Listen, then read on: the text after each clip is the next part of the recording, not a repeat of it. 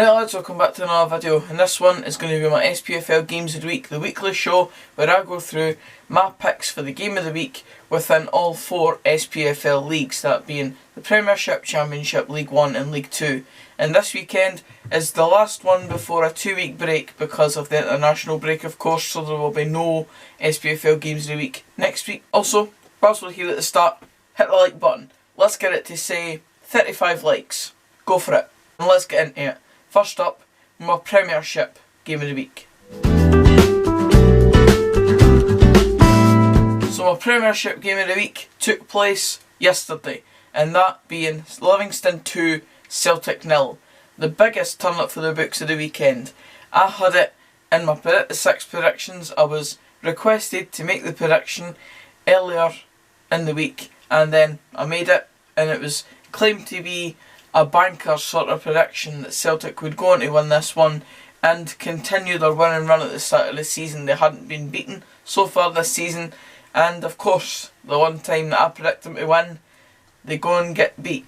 It was Livingston's first ever win over Celtic, and that says it all.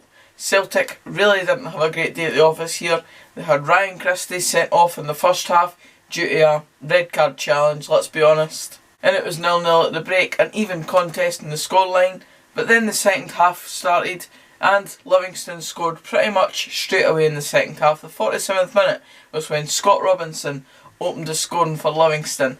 And Livingston just, there's a certain thing about them, eh? They've got these players that aren't any world beaters, but they do the job. Scott Robinson signed on amateur terms for Dunfermline Athletic in the 2015-16 season, basically getting paid nothing to play football, and I think he then went to East Fife and then signed for Livingston. Don't really know what happened to him after he left us, but basically he wasn't exactly required by a lot of clubs at that time. Now he's scored 2 goals against Celtic in the last year. He scored on the first game of the season against Celtic for Livingston last season, and now he's scored the first goal against Celtic in this game to put them 1-0 up. We'll always say it, football, it's a crazy thing. The game went on, Livingston weren't too dominant at all, Celtic weren't really creating enough to be able to say that they were the better side or anything like that, and then Lyndon Dykes cleverly put it over the top of Fraser Forster. It was a very good goal, very well thought out, and good target man play for Lyndon Dykes. Eventually he had to go off and Lee Miller came on in his place. It looked like a slight wee injury for Dykes. Hopefully that's not too big a deal, because I think Dykes is a very important player for Livingston's style of play. Livingston seem to always like to go with a more target man based striker, like your Ryan Hardys, like your Lee Millers as well. And now they've got Lyndon Dykes, who was playing at championship level last season and didn't seem to be a standout player in the league, but now he's scoring goals against Celtic, so you can't really say anything bad about the guy. For Celtic, this is obviously a terrible result. It puts Rangers top of the league after they went on to beat Hamilton 5-0 at Ibrox yesterday. So Rangers now sit 2 points ahead of Celtic at the top of the league. It's not a great day at the office for Celtic. Fantastic day at the office for Livingston. It's my SPFL Game of the Week, simply down to the record-breaking result that it is. As I said, Livingston's first ever win against Celtic, and Celtic's first time that they haven't scored a goal in a league game in over 140 days. So again, it paints a picture. So that's my game of the weekend for the Premiership. Now on down to the Championship. Now I would have thought this was quite obvious. It has to be bottom defeating top. That being the game that I was at on Friday night, and it's featured on the channel with a vlog. So if you want to check that out, then please do so. But as we all know now, it's Alloa 1, Dundee United 0. The result in itself is obviously very surprising, Alloa going on to win, but the performance that Alloa put in, they thoroughly deserved it. They thoroughly deserved it. It was a workmanlike performance along with very good football to boot. As you can see by this highlight alone, it shows some of the good football that Alloa are playing, and also their goal as well. Alloa will look to try and feed him. That's a great ball from Taggart to Colley. Early ball into the middle, and what about this then? Again, as you saw in that clip, very similar types of play when it came to them putting moves together. It all went down the right hand side through Taggart and came in. It was very good play for Alloa overall on Friday night. When they got the ball, they were doing good things with it. They were moving the ball quite good, albeit Dundee United did end up having a lot of possession in the game, which you're likely to see. But when Alloa did have the ball, they did good things with it. And off the ball as well, that's the stuff I want to talk about. Their fighting spirit, their workmanlike ethic within their team. It gets them places in this league.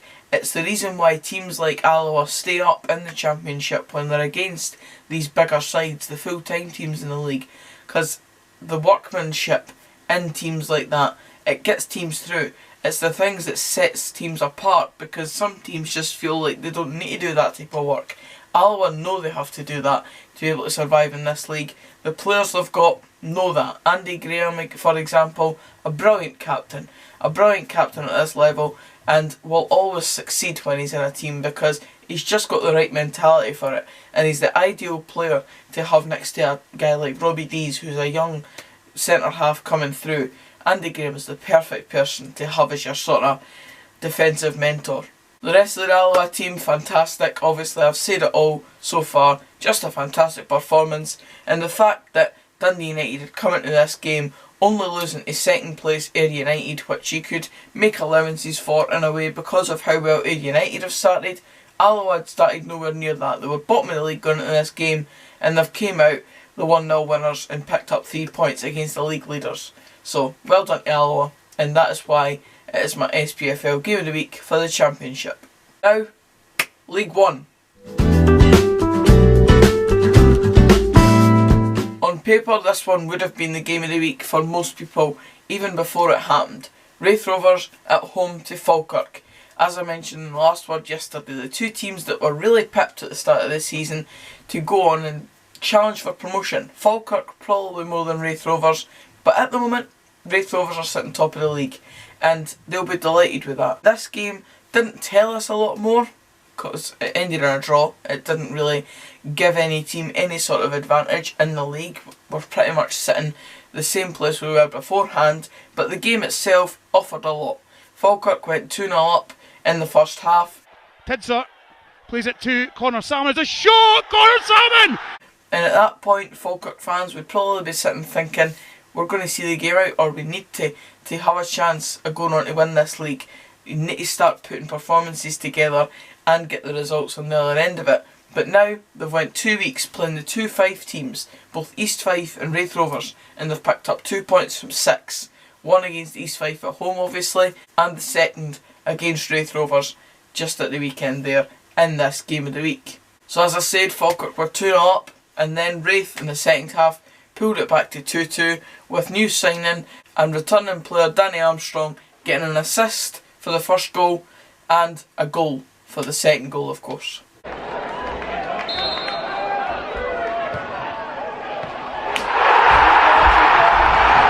You've just seen the free kick goal that he scored. It's a very similar sort of free kick to the one that he scored against Arbroath last season when they were both going for promotion.